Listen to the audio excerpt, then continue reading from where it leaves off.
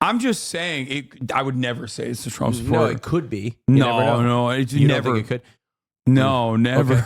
Well, let's just say theoretically if it was. Officials now say they've identified a suspect vehicle tied to a pair of ballot drop box fires in Portland, Oregon. Authorities are investigating the very disturbing incidents as well as another blaze at a drop box in neighboring Washington state. Maybe they're equal opportunity. They went into the Washington state for a red district, and they went into Portland, Oregon to a blue district. Austin, get over here. Yeah, we brought our Oregon correspondent, and he's literally wearing an Oregon shirt. Oregon correspondent here. Anyway, Multnomah County, it represents the large majority of Portland. Where was this ballot box in Multnomah County? It was in Portland. What part of Portland was it? I don't know. We'll see. Murray, she's working the story for us. So what are you learning, Sarah? Well, Wolf, obviously this is very disturbing. We don't yet know what the motivations are behind this, but officials are saying that there appear to be three different instances that are linked. The ones that we're hearing about today that took place in Oregon as well as Washington, and one that took place earlier this month in Washington state, where there was an incendiary device that was somehow attached to these ballot drop boxes and caused, these kinds of. Yeah, here's where the ballot box in Vancouver is located, on the south end of Clark County, which was overwhelmingly blue. Yep. I wonder who did this. You'd have to burn a lot more ballot boxes in Oregon and Washington State. Jesus okay, don't Christ. give them ideas, no, bro. I'm not telling you to do it. No. Hold on, FBI, believe me, don't worry. I'm not telling you to do that. I'm not telling you. Don't do that. Don't do that, okay? I'm not saying. Whoa, you're speaking to them directly? You're communicating with them? No. If I got done in for that, but Trump incited a riot at the Capitol on January 6th, and FBI, open up. No, don't do it. Now it seems like you're giving them commands. No, Austin. stand back and stand by. Oh my God. Oh my God. The videos that we're seeing here, these flames and ballots burning in Oregon, they said it was just 3 ballots that were impacted and that they've reached out to the people who were impacted. And in Washington state, they said there are hundreds. And so they're basically telling people, if you cast your ballot over the weekend in this drop box, to check the ballot tracker online.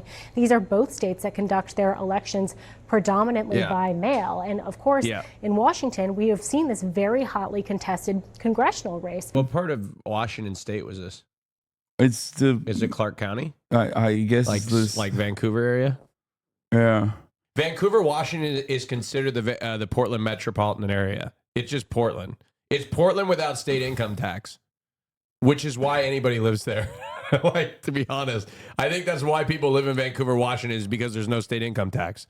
If you drive outside of like the Portland city limits, within about 20 minutes, you'll start seeing big pickup trucks and American flags and MAGA adjacent people. It starts to get very conservative. In the rural areas of Oregon, like if you drive south on Interstate 5, you'll hit a town. I don't know if anybody here. I may get somebody from this town. There's a town called Canby, Oregon. You get into those towns. Even Gresham, if you go east to Gresham and Troutdale, it gets more conservative. It gets conservative as you drive south, and then you hit Eugene, and it gets like really blue. Let's watch this. Posted at all ballot drop boxes in Clark County through Election Day. Southwest Washington cannot risk a single vote being lost to arson and political violence. And Wolf, these drop boxes, again, we don't know the exact motivation behind these efforts, but they have just become targets for misinformation, claims from the right that there is rampant voter fraud. That hasn't been proven out, but we have seen the Department of Homeland Security warn that these kind of drop boxes are targets for domestic. Somebody in the chat said, when's the last time Austin voted? I am literally a high propensity voter. Austin not only is a high propensity of the party. Dog, he I phone bank. He literally phone banks. I'm for the phone banking Democrats. tomorrow. Like I'm not even I'm literally phone banking tomorrow. That's why he's still here. He's going to do a phone banking. Creators for Kamala phone bank that I am not going to. Violent extremists. So, we'll wait to see. Officials are investigating locally. The FBI is investigating. We'll see what comes of those investigations. Yeah, I'm sure the story is going to continue. All right, breaking news, a search underway for whomever set fire to 2 ballot drop boxes in 2 different states. So the fires were in Washington state and Oregon. and destroyed hundreds of ballots. And authorities at this hour believe the two fires are connected, and they've actually identified what they say is a suspect vehicle tied to the incidents. That is according to the latest reporting out of the Associated Press this hour. And it actually comes days after a mailbox fire in the swing state of Arizona damaged multiple ballots. Tonight, the FBI and the DHS are warning of, quote, domestic violent extremists who want to terrorize the voting process with election workers being definitely a potential pickup targets. Out front now, Pennsylvania's 100% a Republican pickup Secretary truck. of State Al Schmidt. That doesn't reduce it. I mean, that doesn't like help us identify the political ambitions of the person, though. Because You I feel don't like think so? In Oregon, because I feel it like does. everyone drives a pickup truck. Oh, well, I guess if it was in a Oregon Subaru, specifically. if it was a Subaru, Oh, maybe. yeah, definitely would be very ambiguous. Yeah. No, truck, like in Oregon. Look, if this was Texas, maybe you could. Oh, it was a Ford sedan. Okay, it's a little bit more ambiguous. Oh, it was a Volvo, an S60 Volvo. That's interesting. I wouldn't have expected. Oh, let me look at the car. I see a lot of these vehicles. Oh yeah, conservative. No, you don't know that. No, the conservative part is because they're lighting like blue areas. Like that's what implies that they're probably conservative. That's not a lived up car. All right.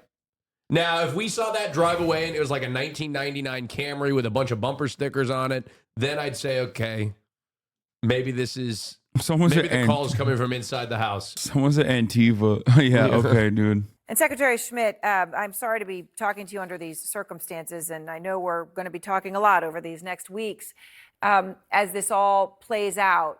I want to start with these fires. How worried are you about them? Are you worried Pennsylvania could be a target of these sort of drop box fires? Well, I've certainly seen reporting on these incidences. In Pennsylvania, all drop boxes that we have, and again, they are County Board of Elections drop boxes, have video surveillance on them. They are secured into the ground usually or oftentimes staffed by people to make sure that voters can return their ballot directly to their county. Details that we wouldn't necessarily even need to talk about, but I'm glad we are because it's important. But when you hear the FBI and the DHS warning of domestic violent extremists, I wonder who could have done this. If I'm just thinking like deep blue area. Is there one of the two major parties that's constantly talking about threats towards like election workers and how the election is going to be stolen? So we got to take matters into our own hands. You know, maybe even took matters to their own hands in the form of like an insurrection or something. Had a bunch of people in that actually got criminal penalties for interfering with the election last time around. Must be Jill Steinvoter. Who could have done this? I don't know. It must be them that's responsible for this. I just can't seem to think. I could never think that this would be a Republican doing such things. No, I would never. It doesn't make any sense. Yeah, no, it does not track. So I imagine if you got like people who have voted for Trump have a 2 for 2. Yeah. People who have either registered for the Republican Party or directly voted for Trump have a 2 for 2 rating on failed Trump assassination attempts. Yeah. I feel like they have captured that space so hard that they're just doing it to themselves at this point. If you got inside this person's head, let's just say they are a Trump supporter, when we don't know that yet, right? Let's wait till all the facts come out. I'm just saying, I would never say it's a Trump supporter. No, it could be. You never know. You don't never. think it could? No, never. Okay. Well, let's just say theoretically, if it was, what are they thinking? It must be like, oh, they're doing voter fraud, so we might as well do it too. That's literally what prominent cases of voter fraud that were targeted in the aftermath of the 2016 election said. Yeah. One of the ladies voted under the name of her dead husband as well as herself, and she was caught. And she literally said, It's because Trump told me undocumented immigrants are voting. So these people go online, read some sort of like fake news article about voter fraud and how they're voting with like dead people, and then they literally go do the voter fraud. Yes. The answer when is it's not actually happening, but they actually make it real and do it themselves. The answer to your question is yes. That is awesome. And I agree with them. Yeah. I agree. The only way to combat potential Mexican voter fraud is if you, Barbara, you, Deborah, go out and take matters into your own hands by doing voter fraud yourself. Okay, by the way, what are the Republicans saying about like no like identification? Like I had to provide my driver's license number when I voted. Yeah, well, some states you don't have to. Oh, really? But it doesn't matter. It doesn't matter. No, guys, What come are on. you Are you even able kidding to me? do to I don't support voter ID. Are you kidding me? Austin wants voter ID. No, he I told don't. me. They're restrictive. A little bird told me that you used some of the rhetoric that you heard from me earlier about shy Kamala Harris voters in the morning conversation that you had with. Oh yeah, with Mike. No, that's a me. That's not your rhetoric. That's my rhetoric. I came up with that on my own. I swear to God, that's something that I have thought for a long time, but maybe you had the confidence to say. But no, look, there's no such thing. Look, I'm going to say it. Oh my God. There's no such thing anymore as a shy Trump voter. They are the Stop. most proud. Stop. No. You're repeating things I told. They are the most proud, like. I'm done doing political commentary. I'm just gonna call Austin up on the phone. In fact, and have conversations with him so he can just say it. Part of the fact of being like being a Trump supporter is like what they value is telling you that they're a Trump supporter and like I don't give a fuck what you Austin, think. this is verbatim the conversation Okay, that we had. Maybe I got it from you. It's one of those things that it happened and I don't know where I got it from. Maybe I got it from you. We had a phone conversation. I was thinking about this before. I brought it up and you're like, yes. And then you went on a tangent. No, that's not. No. No, I was in the shower too. Yeah. Like I know exactly what I was doing at the time. By the way, because I was thinking like, should I tell Austin that I'm in the shower while we're having this conversation? Is another thought that went through my mind while we were having that I do have some data. I think this is a good opportunity to share it about the election. There have been poll after poll after poll that have indicated that amongst those that have already voted in states, Kamala Harris is winning, and even Florida. Now let me pause. Florida is not going to go blue. No question about it, right?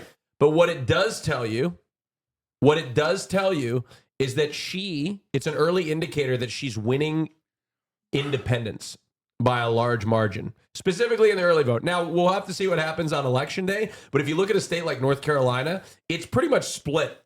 1/3 Republican, 1/3 Democrat, 1/3 independent. So based on and somebody said you trust polls too much. First of all, don't trust polls too much, but polls specifically that are polling people that have already voted tend to be pretty reliable polls. And I say that because I read it somewhere. Those tend to be a little bit more reliable. North Carolina is absolutely not lost. Absolutely not lost. But there are indicators that she's winning among independents. And a lot of young people specifically. Oh, and I also heard today, this is what I am not sure of, okay? I am not sure of this, but I did hear that in Nevada, they are seeing indications that like lower propensity voters, people that haven't voted before, Democrats are doing pretty well in that category and better than Republicans in Nevada at this moment. The tide is obviously they got out to a good start, but the momentum that Republicans have is starting to come down a little bit. Anyway, that's some data that I found out. But who knows what's going to happen on election day?